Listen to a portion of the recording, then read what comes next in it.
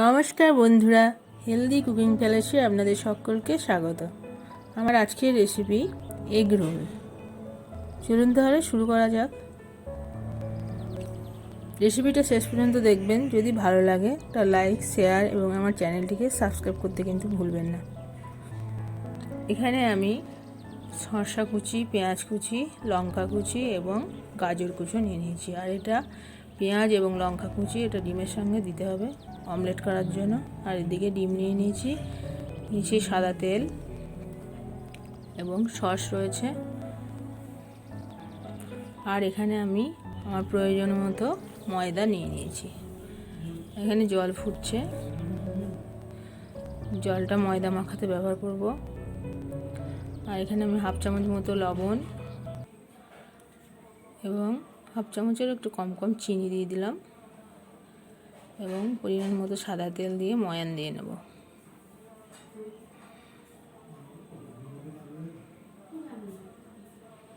এইবার আমি ময়দাটাকে ভালোভাবে মিশিয়ে নেব।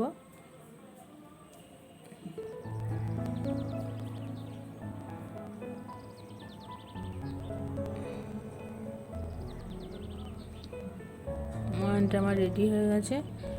এবার আমি অল্প অল্প জল দিতে থাকবো এবং এটা ভালোভাবে মাখাতে থাকবো। যেহেতু গরম জল, সেহেতু একবার প্রথমেই হাত দেওয়া যাচ্ছে না। এটা ময়দা দিয়ে জলের ওপর খানিকটা ঢেকে রেখে আবার আমি মাখাচ্ছি। এইভাবেই আমি পুরো মিশ্রণটাকে মাখিয়ে নিলাম এবং 5 মিনিটের মতো ঢাকা দিয়ে রাখলাম। এরপর আবার ঢাকা খুলে এটাকে আমি লেচি কেটে নিলাম।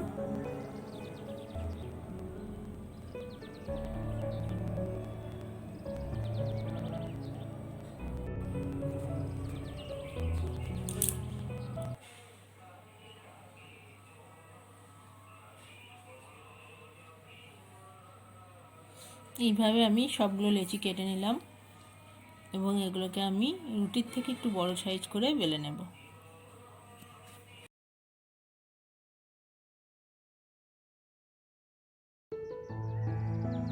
যেহেতু লেচিগুলোকে আমি রুটির থেকে একটু বড় সাইজ করে করেছি, তাই রুটিগুলো এখানে একটু বড় সাইজ হবে।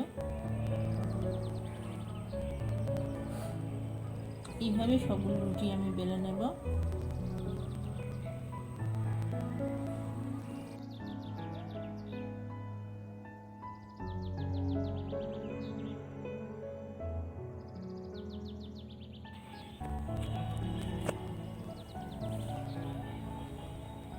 এপিট ওপিট করে রুটিগুলো আমি ভালোভাবে সেঁকে নেব। কোনো তেল ব্যবহার করব না, এটা অমলেট তৈরি করার সময় এমনি তেল লেগে যাবে।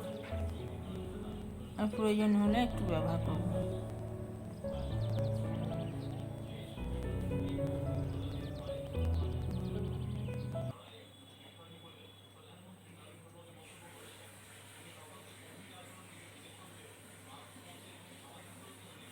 এইভাবে সবগুলো রুটি আমি করে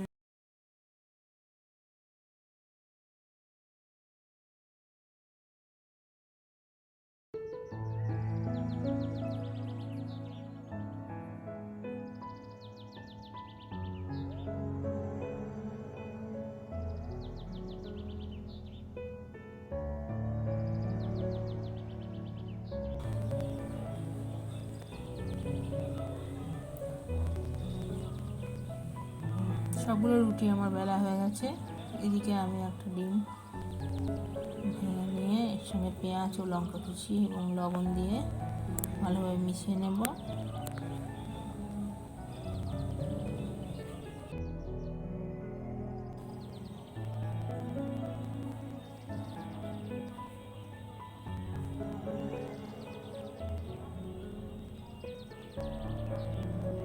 এবার আমি সরাসরি ফ্রাইং প্যানে চলে গেলাম। এখানে সাদা তেল নিয়ে নিয়েছি।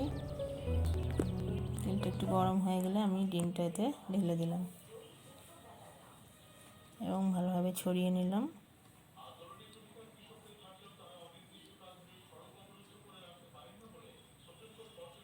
এবার এই অমলেটটা ওপরে একটা রুটি দিয়ে দিলাম, দিয়ে পুরো ভালোভাবে ডিমটাকে ছড়িয়ে নিলাম। কিছুক্ষণ রেখে দেওয়ার পর উল্টে নেব।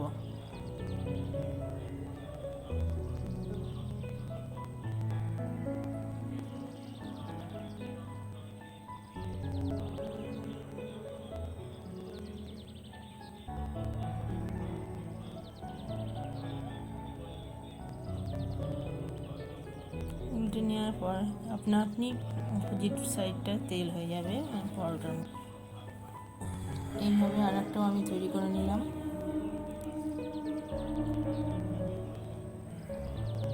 এবার আমি এর মধ্যে ওই কেটে রাখা গাজর, পেঁয়াজ এবং শসা ও লঙ্কা কুচি এটা রোলের মাঝ বরাবর দিয়ে দিলাম।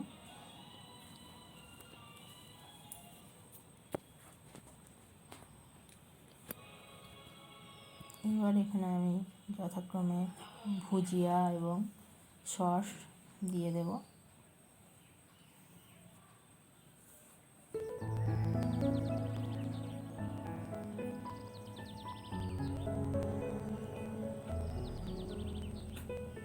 এটা আমি একটা টাইট রোল করে নেব এবং নিচের অংশ থেকে একটা কাগজ ভালোভাবে জড়িয়ে নেব এবং পেছন দিকটা মুড়ে দেবো যাতে নিচে থেকে কোনো কিছু না পড়ে যায়।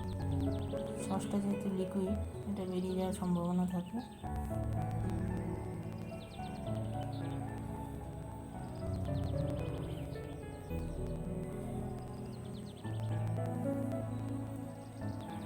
একইভাবে পরের রোলটাও আমি তৈরি করে নিচ্ছি।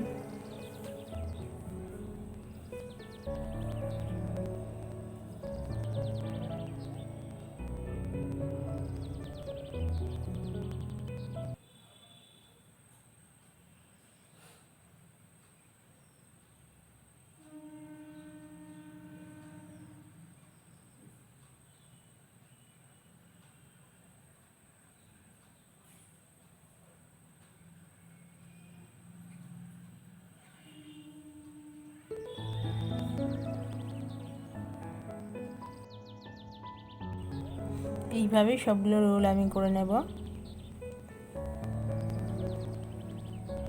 রোলগুলো সব আমার রেডি হয়ে গেছে, আমি এটা সার্ভ করেছি। আজ তাহলে আসি বন্ধুরা, নমস্কার, ভালো থাকবেন, সুস্থ থাকবেন।